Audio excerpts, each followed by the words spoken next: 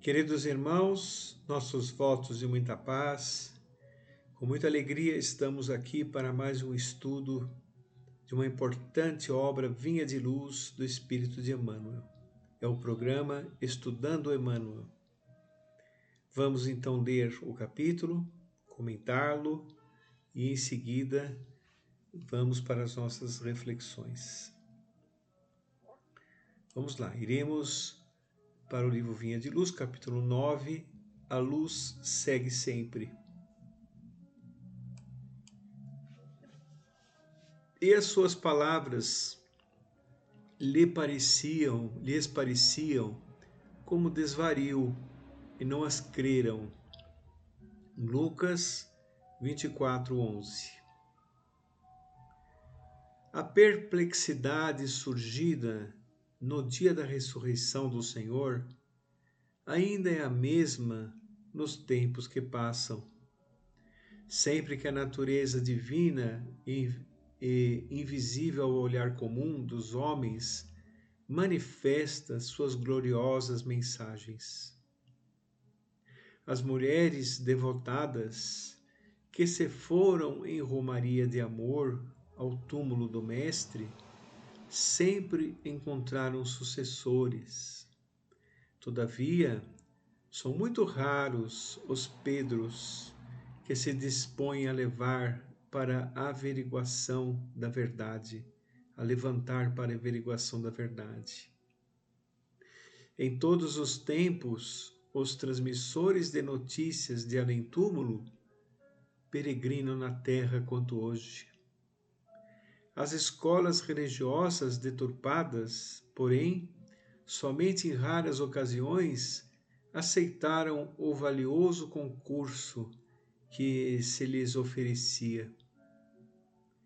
Nas épocas passadas, todos os instrumentos da revelação espiritual, com raras exceções, foram categorizados como bruxos, queimados na praça pública e ainda hoje são tidos por dementes, visionários e feiticeiros. É que a maioria dos companheiros da jornada humana vivem agarrados aos inferiores interesses de alguns momentos, e as palavras da verdade imoralista, que se lhe parecer um costumado desvario. Entregues ao efêmero, não creem na expansão da vida dentro do infinito e da eternidade, mas a luz da ressurreição prossegue sempre, inspirando seus missionários ainda incompreendidos. Emmanuel. Muito bem, nós temos aqui uma mensagem belíssima de Emmanuel, intitulada A Luz Segue Sempre. Quando faz a comparação com a ressurreição do Senhor, o que significa essa palavra ressurreição? Ressurgir. Ressurgir. Então, quando se ressurge, nós ressurgimos, por exemplo, na vida espiritual, com o corpo espiritual. Nós podemos ressurgir aqui na Terra através da reencarnação. Nós podemos ressurgir também em espírito, em atividades aqui na Terra, como espíritos desencarnados. Muitos espíritos dividem com o homem aqui as responsabilidades da Terra, inspirando-os e de acordo com o que o ser humano emite em seu pensamento, até perturbando-o. Tudo vai depender das afinidades espirituais, né? Mas as manifestações espirituais sempre ocorreram. Sempre ocorreram. Ocorreram de um modo em que o homem sequer tem uma profundidade de pensamento para poder compreender que isso é extremamente comum.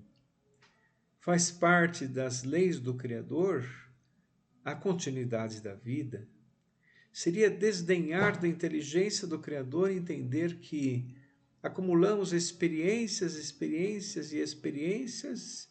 e no momento final da existência tudo se esvai, sendo que Deus nada cria ao acaso.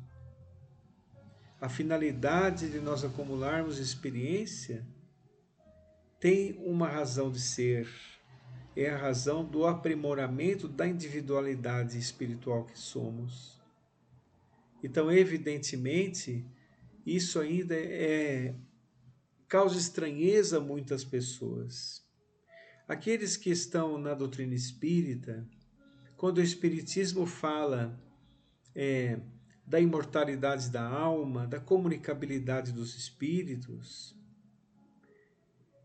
fala a doutrina de algo que sempre existiu, mas como é o Espiritismo dar um verdadeiro direcionamento às questões da interação da vida espiritual com a vida material.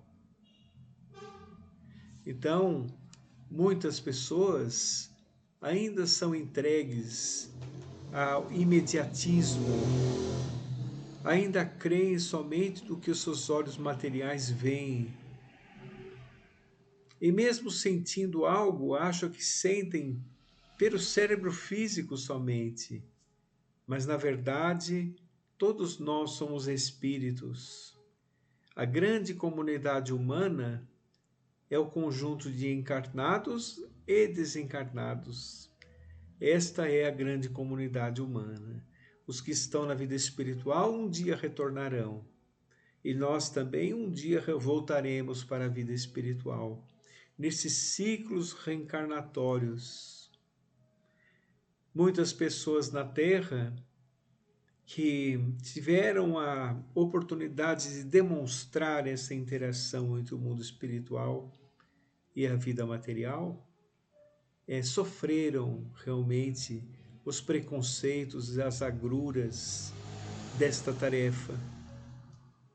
Atualmente, muito menos, mas ainda se sofre alguma perseguição e algum sofrimento, porque existe muito preconceito dentro das próprias religiões que deveriam realmente saber entender que os fenômenos trazidos pela espiritualidade, por Deus nosso Pai, ocorrem sempre onde existe campo próprio para isso e onde as pessoas poderão ver.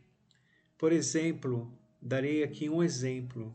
Uma transformação espiritual. A pessoa chega em sua religião, muitas vezes perturbada, muitas vezes desesperada, porque as dores do mundo podem ser muito fortes. E ao começar a frequentar aquela religião, ou aquele campo de preces, ou aquele posto de socorro espiritual, se modifica, usa uma frase que tem ouvido como sendo um roteiro em sua vida. Isso é um fenômeno espiritual, não é um fenômeno material. Certamente também está sendo auxiliado por espíritos simpáticos a ele que querem o seu bem.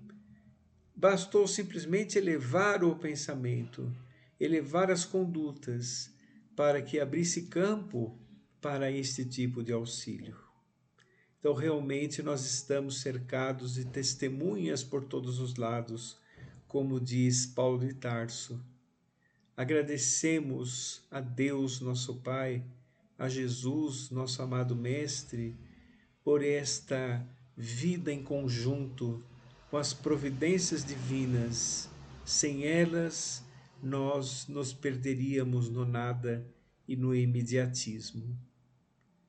Glória a Deus nas alturas e paz na terra aos de boa vontade. Muita paz a todos.